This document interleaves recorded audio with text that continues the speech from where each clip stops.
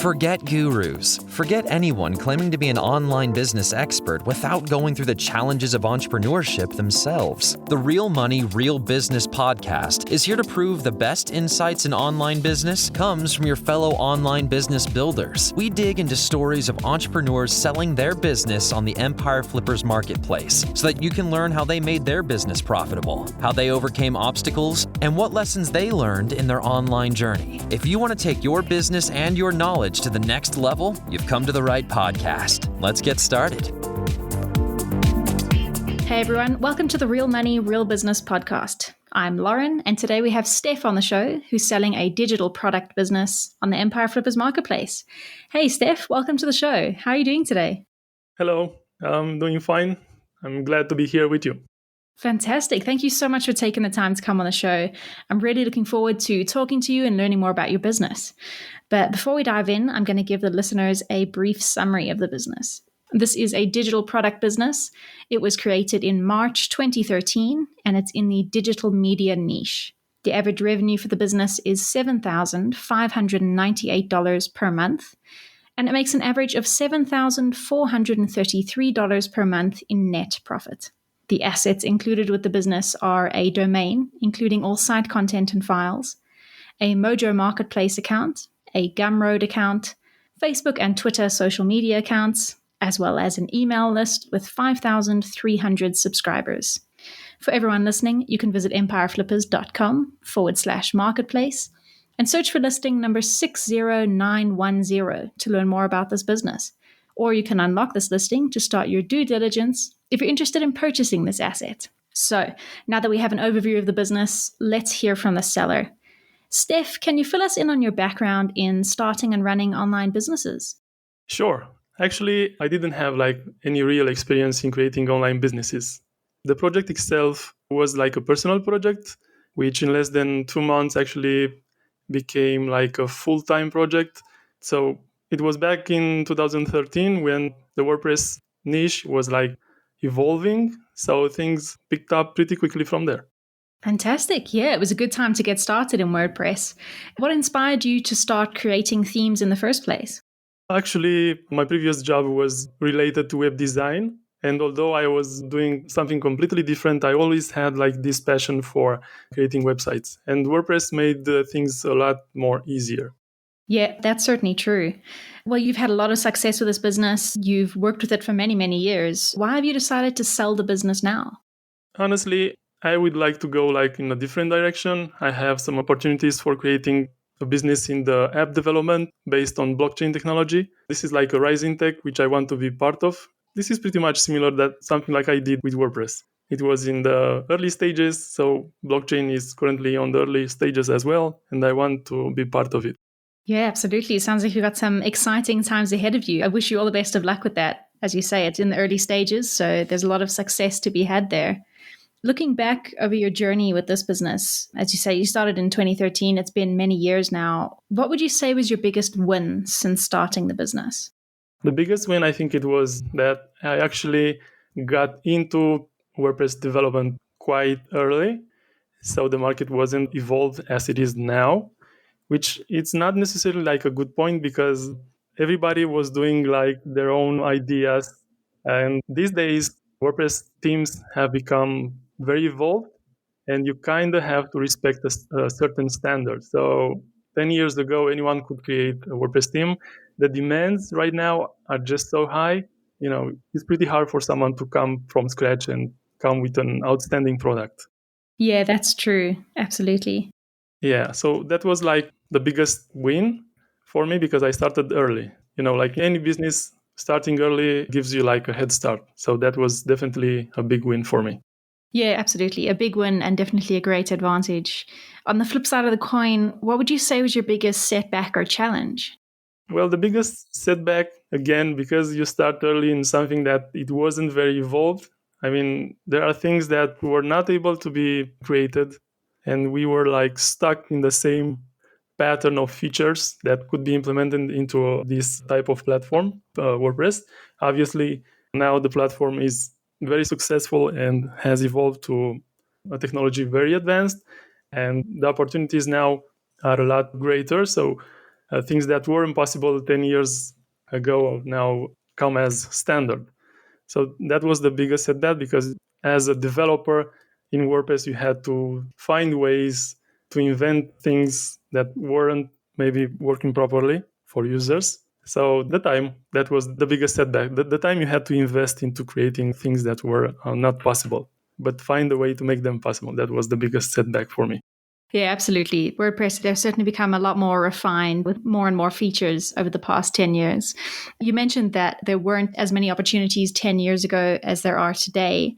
What would you see as the major opportunities for growth with this business? Right now, at least for my business, I think that marketing is the main area that a business owner should focus on. Marketing can make or break a product. And this is pretty much my focus. If I was to start a business right now, this would be my main focus. After, of course, you create your own product. But marketing is definitely a very important. And I learned this like maybe a bit too late. Yeah, it certainly is the most important part of growing the business. What are you doing in terms of marketing for the business at the moment? At the moment, I'm not doing anything because I relied so much on a marketplace to promote the product, which it did successfully for like nine years or so. So this was like the upcoming stage. The next step for us was to, focus on marketing and attract new users and grow the business a lot more. That's actually my vision for the upcoming business owner. If there's going to be any, definitely focus on SEO because that's something I wasn't concerned of. And of course, marketing. Yeah, that's a great point. So, if you're not doing any marketing at the moment, how are customers finding your product and where does the majority of your traffic come from? The majority of the traffic comes from either direct traffic because users know about the business since it's very old. And traffic also comes from the marketplace as well as major hosting provider. Okay, perfect. So, you're active on the marketplaces and you have your own branded website as well, if I'm correct? Yeah, of course. It's the main domain which holds the actual product, for users to be able to see it. And just recently we implemented direct purchases on our site. So we also rely on the marketplace to sell the product, but we also implemented the opportunity for users to create an account and complete the purchase directly on our site. So that's a big step forward. Yeah, absolutely. So, when it comes to the sale of your products, do you have different pricing tiers or is there one purchase method for the product? Actually, there are different pricing tiers. The product starts from 49 per year, which is currently a discounted price. The default price is actually $59 per year, and then it goes up depending on the number of domain you want to activate the theme on, up to $149 a year. And of course, there's a lifetime license for $179 one-time fee. Okay, perfect. And do you find that the majority of your customers are once-off buyers who are buying that lifetime license, or are most of them on that annual subscription? Coming from the marketplace, usually they go for yearly subscription. But in June, we implemented, as I already mentioned, the direct purchases on our site. And we noticed that the sales are actually coming from users going for the lifetime product. So that's a very interesting area. Yeah, absolutely. That's very exciting that more of them are going for that lifetime subscription. Do you think there's room to add more sales channels or monetization methods to this business? Yeah, absolutely. As I already said, the marketing is very important. And these days, there are influencers that can promote a product. We are also implementing the affiliates on our site. So, again, that's another strong point, which I didn't have in the last years. So, yeah, promoting the product is going to be a lot easier because the marketing channels we currently have are very diverse. And you just have to experiment with each one more or less and see what's working and what's not working. Yeah, absolutely. So, Steph, what does a typical work week look like for you when running this business? How many hours are you spending on the business? And what sort of activities take up your time? My day starts obviously reading the emails. There are customers that probably ask questions about the product, or maybe they have difficulty in finding a certain feature, or users are trying to make an upgrade. So emails are the first point of the day. That probably takes me maybe less than an hour to respond each user for each question they have. Then I search around for like what features I want to implement or maybe fix, because this is a digital product. And for digital products, you can always come up with new ideas, or you can at least make sure the current product is working perfectly. This is an evolving business and an evolving market for WordPress. And you have to make sure that everything is up to date and working perfectly. Otherwise, users will be pretty upset. Yeah, absolutely. To conclude, I mean, I probably spend like 1 hour for emails and responding to support requests, and the rest of the day, which can be like 3 to 4 hours, either doing a development for a new feature or I'm perfecting the team a bit more, finding bugs if there are any, or fixing features that are probably not working the way I want. Yeah, you mentioned that this is a constantly evolving business. What do you think the biggest challenge will be for a buyer when they take over this business? Well, since this is a WordPress-based business, the biggest challenge, or my recommendation for the new business owner, would be to be familiar with WordPress and WordPress development. The digital product that I created is very evolved, and you kind of have to be familiar with a bit of development if you want to do this yourself. Otherwise, you can just go and hire a freelancer or stuff like that. And if you have an idea or you want something implemented, you can just go with project-based freelancers and have that done for you. I've done this in the past because at some point the workload might be overwhelming. But because I'm a developer myself, I actually simply did this for time reasons, because I wanted to have this completed faster. So there are ways to offload your work, obviously, but that comes at a cost. So my recommendation, and probably the biggest challenge for the new buyer, would be to be familiar with WordPress and the WordPress teams in general. Yeah, absolutely. I think that's a very important skill to have when running this business. How much support are you willing to offer the buyer to help ease the transition after the sale? I think I mentioned that I would be probably comfortable offering about 6 months of support. And the reason for this is, this is the business of my life. And I invested a lot of my time, a lot of my life. And it's not easy for me to let it go. This is the opportunity for the blockchain that I mentioned before. But it's like, letting your kid going to college or something like that. It's hard to letting go and not know anything about it.